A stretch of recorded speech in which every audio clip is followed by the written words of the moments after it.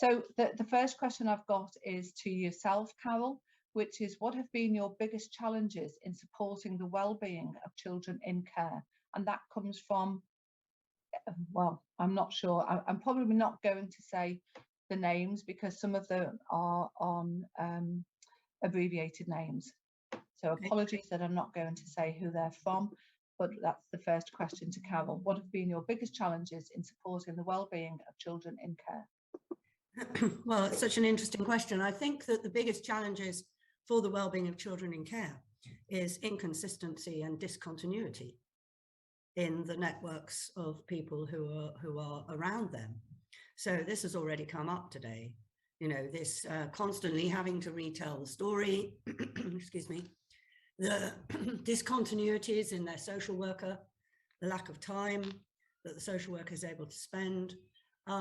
These are probably what I would describe as the structural challenges. Resourcing plays a part, but actually, as Patrick was saying, you know, resourcing is sometimes about match of expectation and alignment in plans. I think the second thing that I would say is the non-delivery of the plans that are put into place. So the EHCP, the realization of the resourcing is one thing, but the realization of timely provision is actually, and we know from foster carers, how much they speak of the challenges of support, particularly to mental health issues and the challenge of the tyranny of thresholds. So I think that there are a lot of structural issues around us. For Coram as an organization, we are proud to be able to always act on the basis of young people being always heard. And I commend the Department for Education for providing that safety net. This probably the single clearest differentiator, I would say, is to, and perhaps the single thing that we can all do most, is to make sure that, given that every child in the care system is entitled to their advocate, that they get the advocate to whom they are entitled, because that helps very much with addressing this discontinuity and lack of repetition, and also adds value perhaps and support to our virtual school colleagues and schools as they struggle through the processes that challenge the resourcing and the timeliness of well-being. Otherwise, my final remark is all of us can do something every day to celebrate the achievements of children in the care system, and we can all change the language game that we play. Absolutely, I couldn't agree more, Carol. Thank you. From the same person, I think the person, apologies if I'm not pronouncing your name correctly, is Eamon.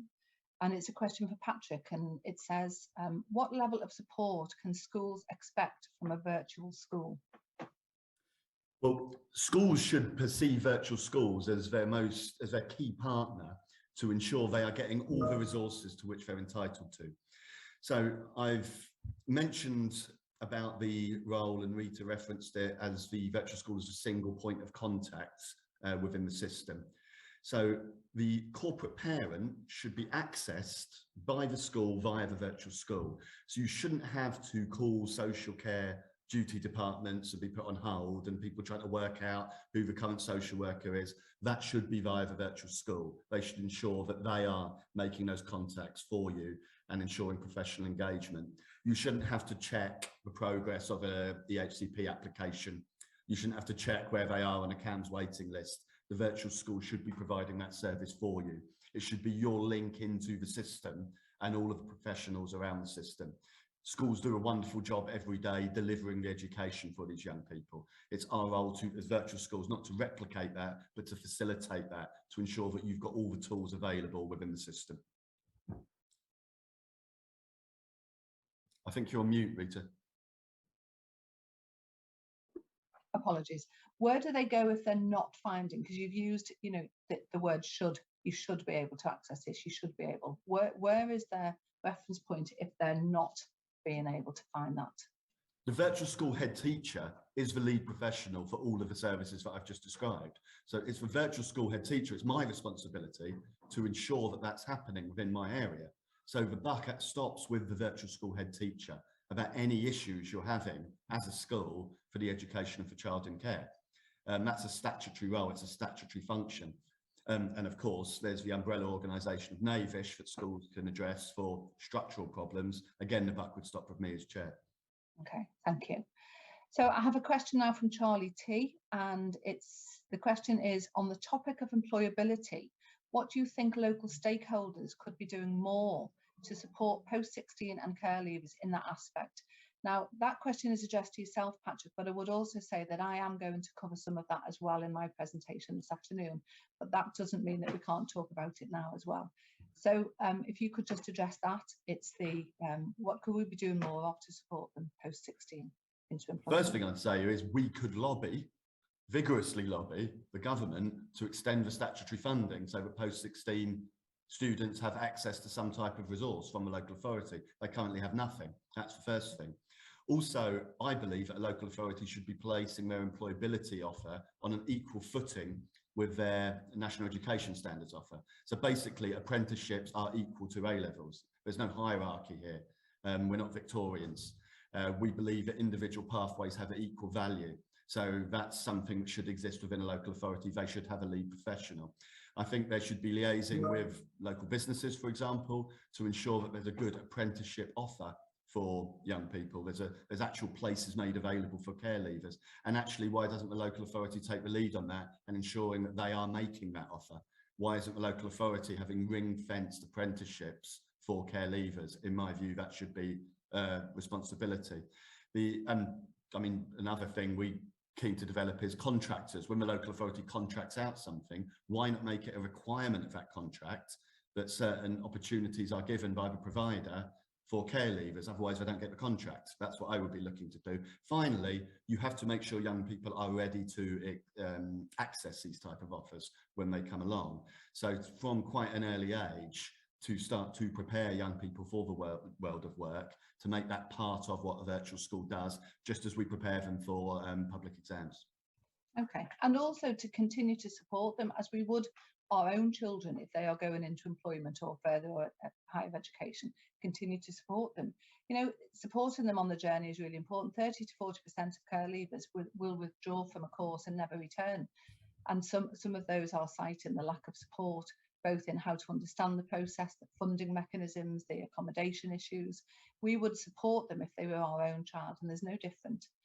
I'm going to go to Caroline Church now, and Caroline has said, the frustration that I have is the feeling of helplessness from some foster carers who hope that school will support every aspect of the child and is trying to encourage them to be more proactive and empowered. Do you have any advice on this, please? And I would open that to either Patrick, to both of you, Patrick and Carol. Carol, do you want to go? Yeah. Well, I think if I've understood the question correctly, it's about how we can actually empower and support the whole network around our children. I mean, for foster carers in particular, they may have multiple children that they're supporting, so we also need to recognise that. And they may feel particularly at risk or find difficulty in dealing with certain aspects of support. So I think that this is a key issue for the local authority foster care team and for fostering agencies to ensure that foster carers have got ongoing development and support themselves. I mean, we've recently been developing new tools to support foster carers in supporting sleep, diet and exercise, for example, and in using objects in our stories as ways to, in a sense, increase confidence around difficult conversations and life story issues, and also around sort of self-regulation for young people.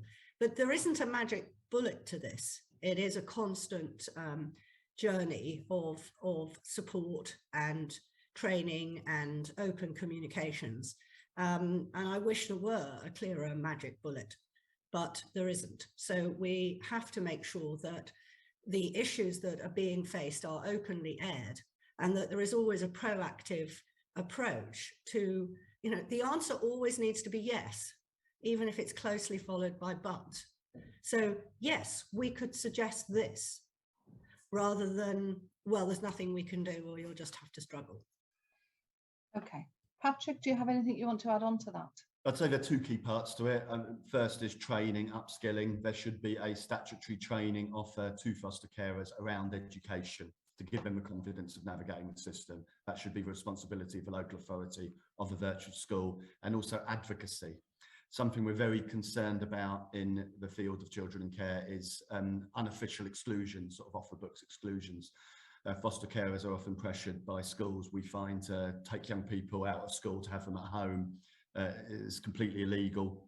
Foster carers, not always understanding the system, will feel pressured into going along with that. So it's a responsibility of us to advocate for foster carers in their relationship with schools, so that they're not pushed into uncomfortable and problematic situations. Okay, I would totally agree, particularly about the advocates.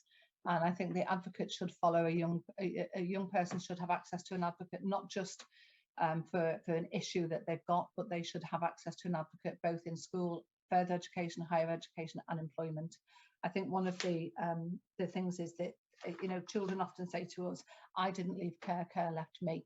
When they're 18, often the whole support network is cut off from them, and they are too young. When you think that the average age of children leaving home at the moment is anything from 24 to 27, and we've got 16, 18-year-olds going into semi-independence, independence.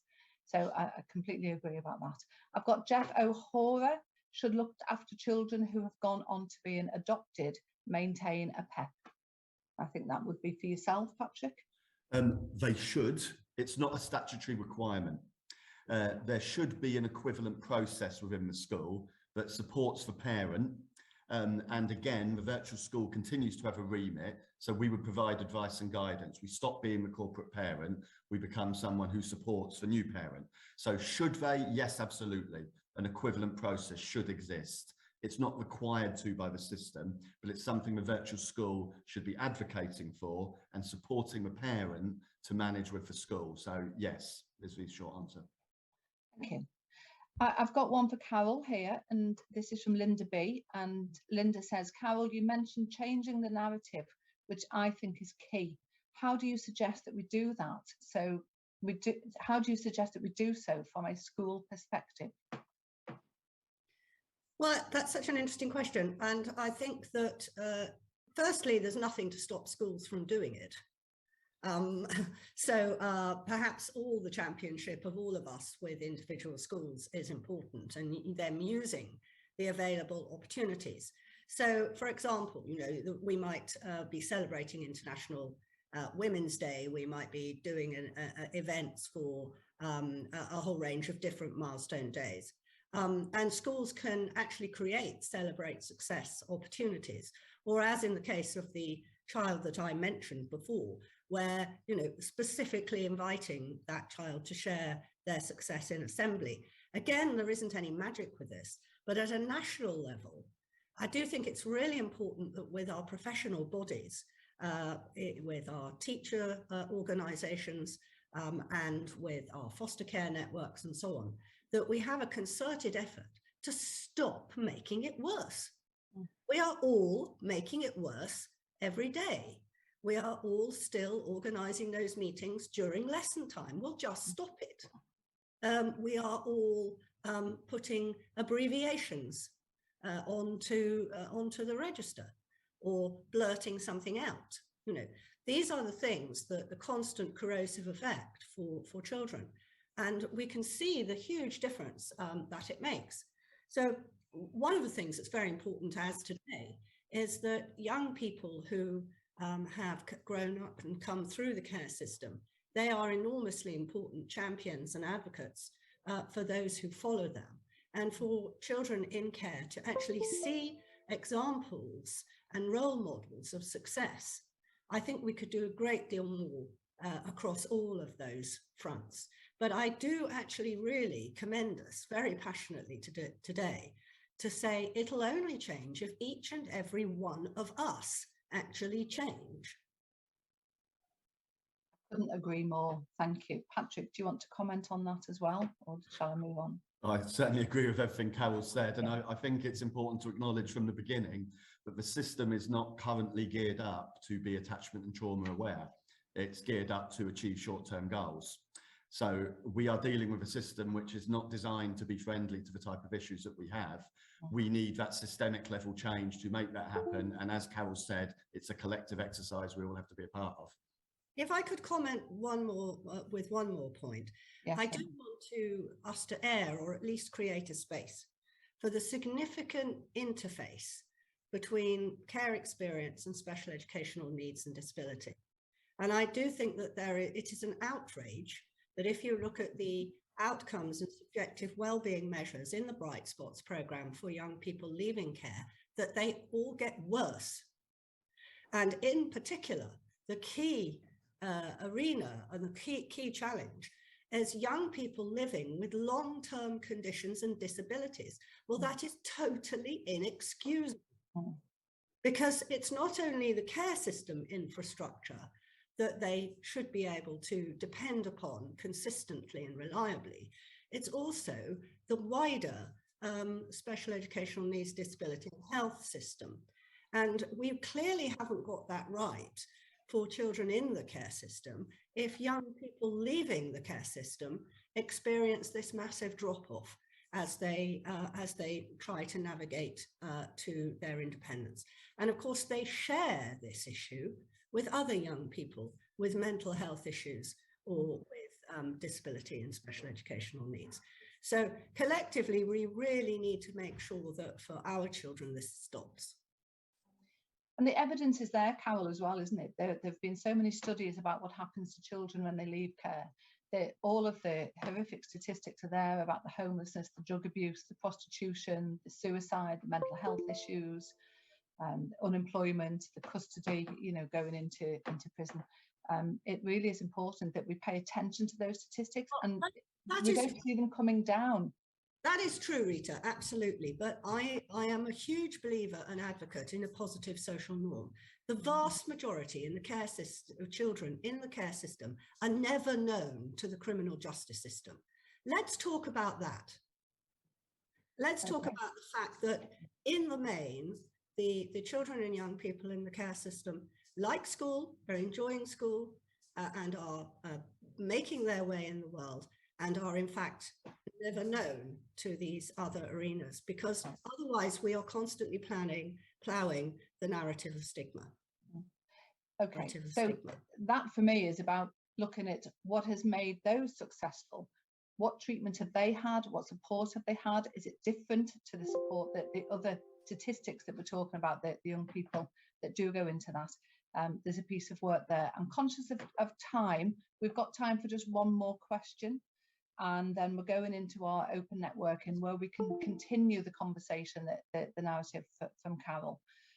So the last one I'm going to ask is to yourself, Patrick, and it's from Charlie T. And Charlie asks, are there any restrictions on how the pupil premium grant can be spent?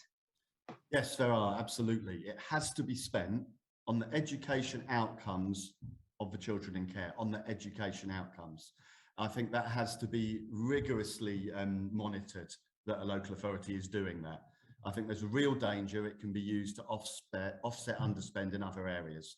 So as long as you create proper targets, those targets are evident, they're linked to the long-term aspirations of the young person, then it's legitimate use of the funding. That's why the PEP's so key, because that's how you capture it. Okay, that's perfect. Thank you very much. I think that's the end of the questions. Thank you so much to both of you for taking part in that.